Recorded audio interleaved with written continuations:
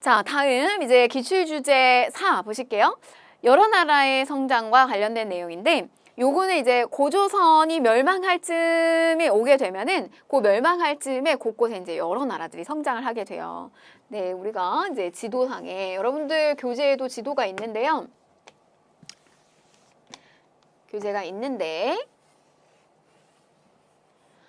보시면 우선 저 위쪽에 뭐 만주 지역이라고도 얘기하는 요 일대에요. 숭하강이 흐르는데 요 숭하강 일대에 아주 이제 뭐 비교적 좋아요. 비교적 좀 오곡이 이렇게 풍부하게 날 수 있는 요 일대에 부여라고 하는 나라가 형성이 되고요. 그 다음에 요 압록강 유역 일대입니다. 압록강 유역 일대의 졸본 지역의 고구려. 근데 위치가 좀 산악지대예요. 그래서 농사가 잘 되지 않습니다. 사실은 환경적으로 따지게 되면요. 부여는 풍족하고요. 고구려는 좀 열악한 상황이에요. 근데 여러분 이제 역사가 참 재밌는 게 환경적으로 주어진 조건은 고구려는 되게 열악하고 사실 어려운 상황이었거든요. 근데 나중에 결국 고대 국가로 발돋움하게 되는 거는 부여가 아니라 고구려입니다. 그래서 이 고구려가 고대 국가로 이렇게 올라오게 되죠. 부여는 나중에 멸망을 하게 돼요. 고구려에 의해서.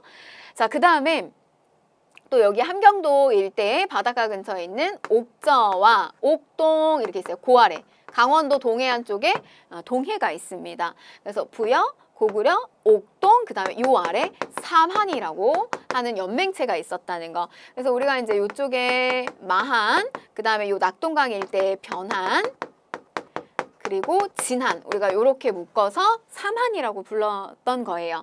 그래서 바로 우리가 요 기출주제 4에서 볼 거는 요런 이제 여러 나라들, 고구려, 우리한테 익숙한 나라도 있고 이제 백제가 될 거고 신라로서 요 안에서 이제 성장을 하게 될 건데 요런 나라들의 이제 특징들을 살펴보도록 하겠습니다. 자, 먼저 부여부터 볼게요. 만주 숭하강 유역의 넓은 평야지대, 그래서 뭐 가장 평탄하고 넓고 농경과 목축도 반농반목의 형태예요. 발달하고요. 주옥 정확하게 뭔지 몰라도 이렇게 굉장히 이렇게 풍족했다고 생각을 하시면 됩니다. 금은보화 같은 것이 많았던 뭐 이런 의미로 이해하시면 되겠어요. 모피가 유명했다. 그러니까 왜 그런 거 있잖아요. 많이 갖고 있고 날 때부터 뭐 이렇게 풍족하고 이러면 뭐 사실 여유가 넘칠 수밖에 없죠. 그래서 이렇게 환경이 그 사람의 기질을 만든다고 부여인들에 대한 중국 측의 기록은 굉장히 이렇게 아주 이렇게 좀 이렇게 푸근하고 여유가 있고 이런 사람들 좀 묘사가 되어 있어요. 근데 이제 그 말은 중국 측의 입장에서 부여가 뭐 그렇게 크게 갈등을 빚지 않은 나라였던데 반해서 고구려는 조금 다릅니다. 고구려는 조금 달라요. 이따 설명을 드릴 텐데. 정치적으로는 5부족 연맹체였어요. 우리 이제 신석기 시기로 넘어가게 되면 이제 부족이라고 하는 단위가 형성되죠. 이렇게 혈연을 중심으로 한 시족과 시족과 이렇게 부족이 형성이 되는데 이제 그런 이제 부족의 5개의 연맹체, 요 왕 아래 왕이 중심이 있고 이렇게 마가, 우가, 그다음에 저가, 구가 토템적 성격을 가지고 있는 거예요. 그래서 말, 그다음에 소, 그다음에 저는 돼지, 그다음에 구가는 요거는 개를 뭐 상징을 하게 되는데 이제 바로 이제 이런 여러분 이렇게 옛날에 그 이렇게 유목민족들의 우두머리들 우리가 중국식 용어로는 정치적 지도자를 왕이라고 했는데 우리 징기스 칸 이런 표현을 쓴단 말이에요. 그런 이제 우두머리들을 이야기하는 겁니다. 근데 행정구역을요, 각기 다 이렇게 나눠서 다스렸어요. 그러니까 비록 부여라고 하는 나라는 왕이라고 하는 존재가 있지만 이렇게 여러의 가들이 사출도라고 하는 행정구역으로 나누어서 각 지역을 주관했다는 거죠. 그래서 이들은 이들 밑에 뭐 대사자, 사자와 같은 관리들도 있었고, 그 다음에 군대도 있었고, 다 각기 그래서 왕은 존재하고 있지만 왕의 힘이 그렇게 세지 않았다는 거예요. 자, 이 부분 좀 알고 계시면 좋고요. 초기 국가에 대한 언급을 할 때 굉장히 잘 보여지는 부분이에요. 뭐냐면 왕의 힘이 초기에 되게 약한 모습을 잘 보여줍니다. 그래서 뭐 예를 들면 농사가 잘 안 되잖아요. 그러면은 뭐 왕을 뭐 갈아야 된다, 내지는 왕을 죽여야 된다는 이야기까지 나와요. 그러니까 그 정도로 힘이 별로 없었다는 어떤 초기의 국가의 모습이에요. 사출도 기억하시면 되겠고. 자, 그 다음에 뭐 이제 제천 행사가 있어요. 12월 달에 영고. 이 제천 행사는 여러분들 이제 공부 다 하시고 난 다음에 다른 나라들까지 공부를 다 하고 나신 다음에 부여는 연고, 고구려는 동맹 이렇게 분리시켜가지고 이렇게 연습을 조금 해보셔야 됩니다. 12월 달에 연고라고 하는 제천 행사, 뭐 하늘을 두드린다 이런 의미도 가지고 있어요. 그래서 뭐 이렇게 춤을 춘다 이날 뭐 굳이 이제 예를 들자면 우리나라 같은 경우도 하늘에 이렇게 감사의 마음을 표시하고 가족들끼리 한 해의 수확이 잘 됐구나라고 하는 그런 어떤 가족 행사를 벌이는 때가 있거든요. 그게 바로 이제 추석과 같은 거예요. 근데 이때 당시에 주로 이제 전형적인 저런 제천 행사는 농경국가의 입장에서는 5월이나 씨 뿌리는 5월이나 아니면 이렇게 수확하는 9월이나 10월 달에 그런 제천 행사를 합니다. 근데 이 부여 같은 경우는 12월이에요. 12월. 추운 날씨잖아요. 그래서 저거는 농경국가의 모습보다는 약간 이제 수렵, 어떤 그 사냥이 잘 되기를 기원하는 이런 성향을 좀 가지고 있다는 것도 알고 계시면 좋겠어요. 12월에 연고라고 하는 제천 행사. 순장이 있었어요. 순장. 뭐 자기가 모셨던 사람, 지배층이 죽게 되면요. 지배자가 죽게 되면 거기에 같이 묻히는 거예요. 근데 뭐 이렇게 산채로 묻히기도 하고요. 뭐 죽은 사람을 묻기도 합니다. 근데 많게는 100여 명까지 이렇게 순장을 시킨 사례가 있어요. 근데 뭐 우리가 뭐 지금 생각에서는 상상이 안 되죠. 저렇게 뭐 산 사람을 같이 죽은 사람을 같이 묻힌다고 하는 게 상상이 안 되는데 저때 당시의 사람들의 인식에는 내가 모셨던 사람을 이미 이렇게 죽고 난 다음에도 같이 이후의 삶에서도 함께 할 수 있다는 거에 좀 영광스러운 마음을 갖기도 했다고 합니다. 그러니까 여러분들 상상을 하셔야 돼요. 이게 지금의 관점, 현대적 관점에서 역사를 바라보게 되면 이해 못할 게 투성이거든요. 그러니까 그 시기로 들어가서 이해를 하셔야 돼요. 순장이라고 하는 게 있다는 거. 근데 나중에 가면 저 순장의 제도가 없어져요. 금지가 됩니다. 자, 우제전법이에요. 소잖아요. 소의 굽을 가지고 점을 치는 거예요. 그래서 뭐 이렇게 탁 벌어지면 뭐 농사가 잘 안 된다. 모아지면 농사가 잘 된다. 풍년이다. 이런 뭐 점을 쳤습니다. 우제전법. 그리고 형이 죽으면 형수를 취하는 형사치수제예요. 형이 죽으면 형수를 동생이 취한다. 막장 같은 막장 드라마에서 막 나오는 현대적 관점에서 생각하면 그런 생각이 들 텐데 그거 아니고 이제 어떻게 보면은 이제 재산이잖아요. 그 재산과 노동력 이런 것들이 바깥으로 빠져나가지 않게 우리의 부족과 우리의 영역을 이렇게 잘 끌고 나가기 위한 차원의 제도라고 보시면 되겠어요. 형사 치수제. 자, 그 다음에 법률이에요. 법률은 좀 셉니다. 남의 물건을 훔치게 되면 12배로 배상하는 일책시비법 같은 것이 있었습니다. 그래서 요 정도 이렇게 부여 보시면 되겠고요. 자, 그 다음에 이제 고구려로 넘어갈게요. 제가 조건이 별로 좋지 않았던 나라. 근데 기질이 남달랐던 나라. 고구려입니다. 제가 그래서 뭐 이런 예시 들기도 해요. 부여는 약간 첫째 같다. 형제로 치면. 근데 고구려 같은 경우는 약간 둘째 정신이라고 하는 게 있거든요. 그래서 뭐 사실 어떻게 보면 이 둘째는 형이나 이게 언니가 했던 거 다 그거 이렇게 뭐 물려받기도 하고 근데 형이나 언니는 이미 기존에 이렇게 나올 때부터 첫째라 이렇게 굉장히 많이 풍족하잖아요. 그래서 막 이렇게 둘째는 둘째 정신이 있어요. 막 이렇게 주목받으려고 하고 열심히 막 하려고 하고 이런 것들이 있는데 고구려 같은 경우는 기존에 막 이래요. 농사를 아무리 지어도 잘 안 되더라. 막 이런 이야기를 합니다. 고구려에서. 이런 기록이 남겨져 있어요. 근데 주어진 환경을 뭐 잘 이용해요. 그리고 자기 기질을 잘 이용해요.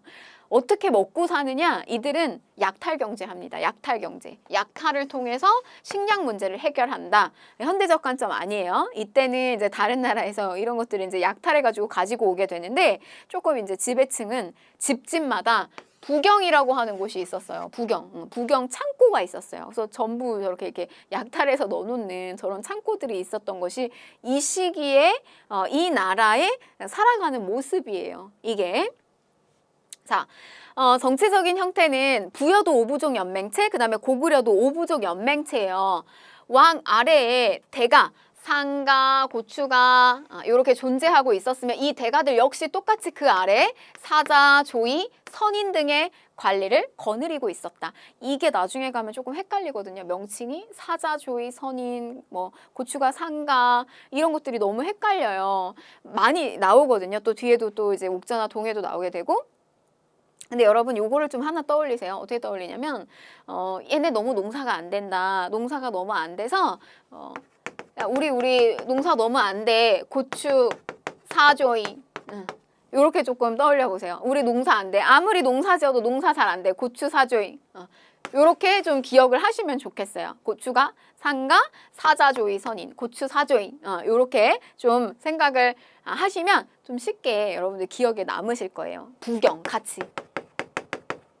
요렇게 떠올리시면 좋겠어요. 이 약탈창고예요. 약탈창고. 자, 그 다음에 제천행사 보실게요. 매년 10월에 동맹이에요. 부여, 영고, 고구려, 용맹한 동맹. 이렇게 떠올리시면 좋겠어요. 고구려, 용맹스러운 동맹. 이렇게. 자, 이 제천 행사를 개최를 하게 됩니다. 이날은 뭐 이제 국동, 대혈, 동굴이나 이런 데 이제 모여가지고요. 뭐 당시 이제 고구려의 시주였던 주몽이나 아니면 유화부인을 기리는 이런 행사를 벌이기도 했다는 거죠. 자, 그 다음에 서옥제라고 하는 것이 있어요. 서옥제. 저거는 뭐 소옥제 이렇게도 얘기해요. 소옥. 작은 집 이런 뜻인데 말하자면 예를 들면 이렇게 대릴사위제 요렇게 이해를 하시는 게 좋아요. 조금 더 좀 이해하기가 좋으신데 뭐냐면 이제 여자 집 뒤에다가 저렇게 사위집을 만들어 놓는 거예요. 그래서 여러분 이렇게 앞에 초성만 따서 사위집 뭐 이렇게 생각하셔도 돼요. 사위집 아니면은 작은 집 소옥이다 이렇게 생각하셔도 되고요. 그래서 저런 자그마한 집 사위집을 여자 집 뒤에 신부 집 뒤에다가 저기다가 이제 짓는 거예요. 그래서 저기서 이제 조금 살다가 아이가 태어나고 장성하면 다시 이제 신부 데리고 신랑 집으로 가게 되는 이런 형태가 고구려 같은 경우는 보였다는 거. 자, 그 다음에 일책십이법, 이거 공통점이네요. 부여랑 공통점이라는 거. 자, 넘어갈게요. 자, 그 다음에 이제 옥자랑 동해로 가봅니다. 우리 이 고구려, 고추 사조인, 고추가 상가, 사자조의 선인 이렇게 떠올리실 거예요. 부경 창고 이렇게 여러분들 좀 쉽게 빨리 이해하고 암기하시라고 제가 설명드리는 건데 근데 이 옥저하고 동해가 바로 그 약탈의 주 대상이었어요. 힘없는 나라 옥저와 동해. 근데 여기는 보시면 아시겠지만 함경도 강원도 위치 동해안에 위치가 되어 있어서 사실 조금 물자가 풍부해요. 특히 이제 옥저 같은 경우는 뒤에 나오겠지만 해산물 같은 거 풍부합니다. 근데 그런 거 아무리 많이 이렇게 구하면 그 다 어디로 빼앗기냐면 이제 고구려로 갑니다. 고구려로. 자, 그래서 여기는 보시면 읍군, 삼로 등의 군장이 자기 부족을 통치하는 군장 국가였다. 그럼 잘 보세요. 부여는 왕이 있었어요. 그죠? 왕이 있지만 사출도 있었고 근데 왕의 힘이 되게 약했다. 이렇게 설명하고 그 다음에 고구려 같은 경우도 왕이 존재를 합니다. 존재하는데 역시 거기도 뭐 상가, 고추가 이제 이런 존재들이 있었고요. 근데 옥저랑 동해는요. 왕이 없어요. 왕이 없군. 왕이 읍군 이렇게 생각하시면 됩니다. 옥자랑 동해 왕이 읍군, 왕이 없군, 왕이 없다, 왕이 읍군 이렇게 좀 기억을 하세요. 그래서 읍군 삼로 이렇게 얘기하면 이거는 옥저 동해 거예요. 옥저 동해 거. 삼로 같이 붙어서 나올 거예요. 따로 안 나와요. 그러니까 이렇게 기억을 하시면 좋습니다. 뭐 여러분들 제가 이렇게 얘기하면 초반에는 안 하실 거예요. 안 하고 저 너무 유치하다 막 이렇게 안 하실 겁니다. 안 하실 건데 하다 보면 할 수밖에 없게 되고요. 하셔야 기억에 금방금방 남게 됩니다. 그래서 이제 사료 속에 이런 표현이 있어요. 그러니까 군장은 있는데 대군장은 없다. 이렇게도 표현돼요. 이 말은 뭐냐면 왕이 없다는 뜻이에요. 대군장이 없다. 왕이 없다라는 뜻입니다. 읍군 삼로. 기억하시라고 군장의 명칭이니까. 자, 넘어갈게요. 경제를 보시면 해산물 풍부하다. 특히 옥저. 그리고 삼배나 뭐 옥감 정도로 좀 생각하시면 되겠고 생선과 소금과 같은 어염 또 해산물 등이 풍부하지만 어디에 다 삥 뜯긴다? 고구려한테 뜯긴다. 자, 그 다음에 이제 동해 역시 윤택한 경제 생활을 했고요. 방직 기술이나 그 다음에 이제 단궁 우리 단군 왕검 했잖아요. 그 박달나무 단이에요. 이런 활이나 그 다음에 과하마 작은 말인데 동해가 이렇게 산맥지대에 자리 잡고 있어요. 그래서 이렇게 과하마라고 하는 건 과실 열매가 있는데 이 과실 열매보다 이렇게 조금 작은 말이에요. 다리가 짧고 되게 두꺼운 말입니다. 이렇게 산맥지대를 언덕을 다니려면 이게 다리가 매끈하고 길게 빠진 이런 말이 아니라요. 조금 두텁게 있는 그리고 좀 짧은 이런 이제 과하마. 그래서 과실나무 아래에 있는 말이다 뭐 이런 뜻이에요. 그래서 뭐 이게 환경에서 만들어지는 또 말이라고 특산물이라고 보시면 되겠죠. 그 다음에 반어피 바다 표범의 가죽 이런 거라고 생각하시면 되겠죠. 동해. 자, 옥저 민며느리제. 옥저는 민며느리제. 요 민이라고 하는 표현은요. 민 며느리 약간 뭔가 조금 이렇게 미흡한 아직 뭔가 조금 덜 완성된 그런 뭐 예를 들면 뭐 민둥산 이렇게 산인 산이지만 숲이 없는 그런 민둥산이라든지 뭐 이런 거 좀 생각하시면 되겠는데 어린 여성을 나이가 아주 어린 여성을요 어렸을 때부터 남자 집에서 데리고 가서 살아요. 그러니까 미리 어떻게 보면 이렇게 노동력을 점 찍는 거예요. 그래서 이렇게 이제 데리고 가서 살다가 성장한 다음에 이제 혼인이랑 어느 정도의 이게 성장한 연령대가 되고 하게 되면은 다시 이제 여성의 집으로 돌아가게 되는데 남자가 이 여성을 다시 데려올 때는 굉장히 어떤 좀 큰 예물을 보내게 됩니다. 그래서 이때 예물을 치르고 데려온다. 근데 굉장히 많은 좀 지불을 하게 되거든요. 말하자면 이제 돈을 지불을 하게 되는데 그러면 이게 너무 매매운적의 성격을 갖는다. 이제 이런 해석도 있어요. 그래서 예물을 치르고 혼인을 하는 제도다. 자, 그다음에 이제 동해 보시면 제천 행사, 동해는 무천입니다. 동무 이렇게 하시면 되겠어요. 동해는 무천이다. 동무. 부여는 영고, 부여영고, 동해 무천, 동무. 고구려는 용맹스러운 동맹. 요렇게 하시면 되겠습니다. 요런 제천 행사.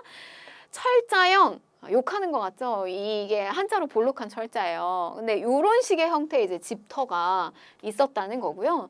그 다음에 이제 여자입니다. 요런 형태의 이제 집터가 보여진다는 건데 그냥 가볍게 좀 보시고 요런 것들 좀 잘 하셨으면 좋겠어요. 민며느리 이제 이렇게 옥비녀를 꽂고 있는 민며느리 뭐 이런 것 좀 떠올리시면 좋겠어요. 옥저 민며느리.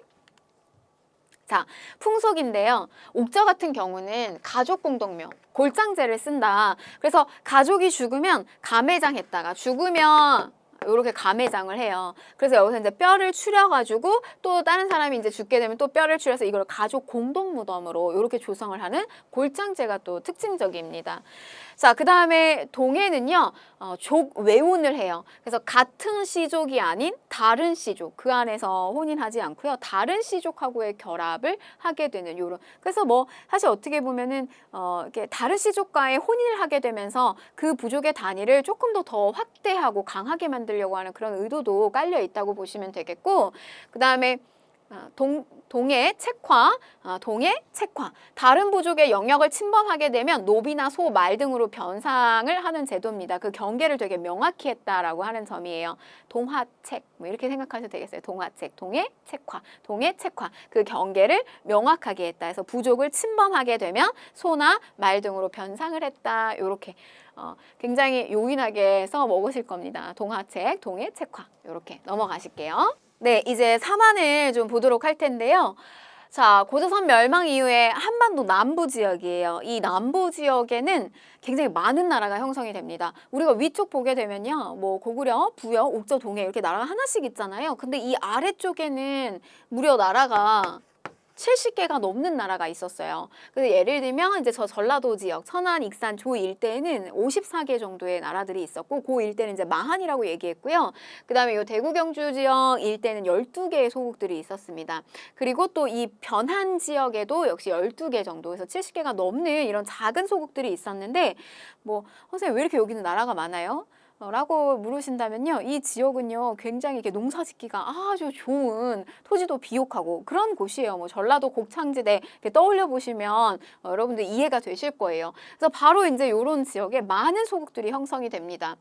자, 근데 이제 마한의 소국 중에서도 이제 이런 나라들 중에서 특히 이 목지국, 마한의 여러 나라들 중에서 목지국의 나라가 좀 굉장히 조금 강력한, 비교적 강력한 나라였고요. 그 다음에 이제 이 많은 그 나라들은 왕이 존재하지 않는다. 왕이 존재하지 않습니다. 이 78개의 나라들은 군장이 존재해요. 자, 우리 여러분 여기서 다시 여러분 공부한 거 좀 복습하면요.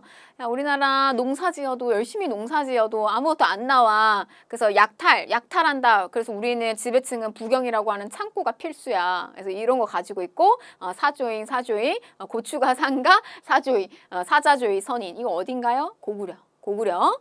그 다음에 우리는 읍군, 없어. 뭐가 없어? 왕이 없어. 우리는 읍군, 삼노. 이거는 옥저와 동해는 왕이 없다는 거예요. 자, 그 다음에 여기는 이제 신지, 읍차 등의 군장이 다스렸다. 여기도 왕이 없어요. 신지, 읍차. 이 너무 좀 우스운 그 암기 팁이기도 한데 코요테 아세요? 코요테? 여러분들 그 신지가 열심히 노래 부르고 있는 거예요. 신지 영차 신지 영차 코요테. 몇 명이에요? 이 코요테 인원 3명이잖아요. 그래서 4만 이렇게 가시면 되겠습니다. 이 정도는 여러분들 암기 팁으로 가지고 가시면 좋겠고, 신지읍차 3한, 신지읍차 3한 이렇게 좀 생각을 하시면 좋겠어요. 군장이 다스린다. 재정 분리 사회였어요. 우리가 재정 일치 사회를 앞에서 봤거든요. 근데 여기는 재정 분리 사회다. 자, 보시면 요렇게 영역이 둘로 나뉘어져 있는 거예요. 우리 단군한검은 재사와 정치와 지도자 역할을 한 사람이 다 했단 말이에요. 근데 여기는 말하자면 제사장이 별도로 있고요. 제사장이 별도로 있고 이 사람 천군이에요. 하늘의 부름을 받은 자. 근데 여기에는 정치적 지도자가 또 따로 있다는 이야기죠. 그래서 이거를 이제 뭐라고 하냐면 제사와 정치가 분리된 사회, 재정 분리 사회라고 이야기를 합니다.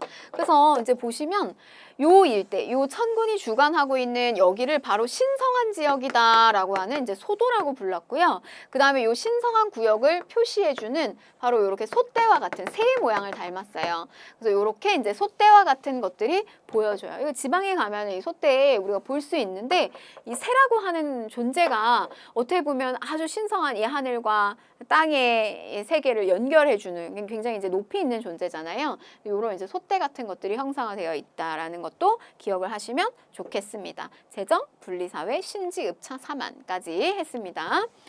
자, 그 다음에 벼농사 보시면 사만에는요, 그냥 여기는 농경국가예요. 농경지대. 너무 이렇게 농사가 잘 되는 곳이고, 그래서 저수지를 축조하고, 철제 농기구 사용해서 벼농사가 발달이 됐고요. 그래서 변한, 특히 변한 지역에는 철이 굉장히 많이 생산됩니다. 그래서 우리 낭랑, 요거 이제 그 한사군의 하나죠. 저 낭랑과 그 다음에 요 일대에다가 이제 이 철을 또 많이 수출하는 역할을 하기도 했어요.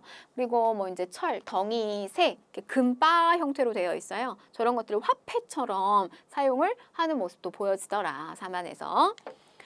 자, 그 다음에 이제 풍속과 문화인데요. 뭐 이어서 보시면 전형적인 농경국가이기 때문에 5월에 이런 제천 행사 같은 거예요. 수린날. 그 다음에 이제 10월에 계절제 이런 것들을 개최합니다. 그래서 우리 뭐 이게 이어져 오는 것이 씨 뿌리는 날이에요. 그래서 저게 단오로 연결되고요. 우리 오늘날의 어떤 그 풍속과 그 다음에 10월에 이제 추석과 같은 저런 어떤 행사라고 보시면 되겠습니다. 전형적인 농경국가에서 볼 수 있는 모습이고요. 그 다음에 조금 난이도가 올리면 이렇게 남녀가 몸에 문신 새기는 풍습이 있었어요. 그래서 이런 것도 이제 뭐 미적인 부분이죠. 이게 이제 진한과 변한에 보여지더라. 사만이라고 알고 계시면 문제는 거의 풀릴 수 있고요. 진한과 변한 조금 디테일합니다. 근데 뭐 너무 그래도 좀 더 디테일하게 공부를 하고 싶다. 변신 뭐 이렇게 하셔도 돼요. 변신, 문신 찍고 변신. 그래서 변한과 진한 이렇게 뭐 하셔도 되겠고요. 자, 그다음에 마하는 뭐 초가지붕 있는 토실에서 거주하기도 했다 정도 보시면 되겠습니다. 자, 문제 좀 풀어볼게요. 자, 가 나라에 대한 설명으로 옳은 것을 골라라. 쭉 내용을 보게 되면요. 뭐 금동제 가면이 출토됐는데, 근데 보면 이렇게 숭화강, 이 지역을 좀 알고 계시면 좋아요. 여기에는 여러 가들이 별도로 관할하는 마가우가 저가구가 사출도가 있었고 순장하는 풍습도 행해졌다고 한다. 이런 식의 문제 많이 출제되거든요. 근데 여러분들이 뭐 저기서 뭐 이 유물 내가 중국 지린성 유역에서 나온 발굴된 문화를 어떻게 다 알아, 유물을 다 알아, 모르셔도 됩니다. 그래서 이런 형태로 문제가 출제가 돼요. 뒤에 힌트를 많이 주니까 그렇게 잘 찾아가시면 되겠고, 자, 보면 가 나라에 대한 설명으로 옳은 것을 골라라. 그럼 부여죠. 부여, 영고, 고구려, 용맹, 동맹. 이렇게 하시면 되겠죠. 그래서 정답은 1번이 되겠습니다. 자, 신지읍차 어딘가요? 신지읍차 사만이죠. 신지영차 사만. 자, 그 다음에 3번 보시면 제사장인 천군과 신성한 지역인 소도가 존재하는 것은 재정 분리사회고요. 4번 보시면 대가들이 사주인, 이거 어디예요? 사주인, 우리 농사 안 돼, 사주인, 사자주의 선인, 이거는 고구려에 해당이 되겠습니다. 자, 5번 다른 부족의 영역을 침범하게 되면 이 영역의 경계를 되게 명확하게 하는 소나 말로 변상을 하게 되는 책화라고 하는 제도가 있어요. 어디죠? 동화책 책화죠? 이건 동해에 해당이 되겠습니다. 여러분들 쉽게 합격을 앞당기는 해커스 한국사 능력검정 시험. 자, 1번 이렇게 문제 푸시면 되겠고요. 자, 보겠습니다. 이제 요거는요. 앞에 여러분들 교재 앞에 실려 있어요. 요 선사시대 파트 들어가는 앞쪽에 있는데 제가 뒤쪽으로 끌어온 거예요. 뒤쪽으로 끌어와서 빈출이 되는 키워드 시험에서 어떤 부분 빈출이 되느냐 요거를 제가 다시 한번 복습하는 겸 이렇게 탑 5에 해당되는 거 빈출 키워드 알려드리겠습니다. 자, 우선 보시면요. 제가 도입부에서도 개괄해드렸어요. 어떤 문제가 출제된다. 근데 이렇게 이제 여러 나라의 특징 동해. 그다음에 또 하나의 문제는 요 고조선 파트 문제가 출제가 되고요. 그다음에 여러 나라죠. 부여나 동해. 사만이 나올 수도 있는 거예요. 그래서 선지가 이렇게 다 섞여서 들어가고요. 그 다음에 가락바퀴 많이 출제가 됐네요. 이렇게 가락바퀴에서 원시 수공업의 형태를 보여주는 시를 뽑아 올리는 이런 신석기 시기 때 대표적인 또 유물이죠. 자, 1위에 해당되는 거 두구두구두구두구 1위에 해당되는 거 반달돌칼입니다. 반달돌칼. 자, 반달돌칼은요, 이렇게 반달 모양의 돌칼이에요. 그래서 이렇게 새끼줄 꼬아서 수확하는 데 쓴다고 했습니다. 저거는요, 여러분들 많이 헷갈릴 수 있는 그런 유물이에요. 왜냐면 저거 시기 언제야? 반달돌칼 나왔을 때 저거 시기 언제야? 라고 물어보게 되면 헷갈려요. 왜냐면 돌 쓰던 시대네. 그러면은 구석기나 뉴 신상 돌 나오는 신석기나 이렇게 떠올릴 수 있거든요. 근데 저게 청동기라는 거예요. 청동기. 왜냐면 청동기 시기는요. 청동이라고 하는 제품이 들어오지만 청동은 귀합니다. 굉장히 귀한 거예요. 약간 무르기도 하죠. 그래서 저걸로 농사 짓지 않아요. 제가 저걸로 농사 지으면 금으로 땅 파는 거라고 얘기했어요. 그러니까 저거 아니고 여전히 농사 짓는 도구로는 돌을 쓴다는 거, 반달돌칼을 쓴다는 거 기억을 하시면 좋겠습니다.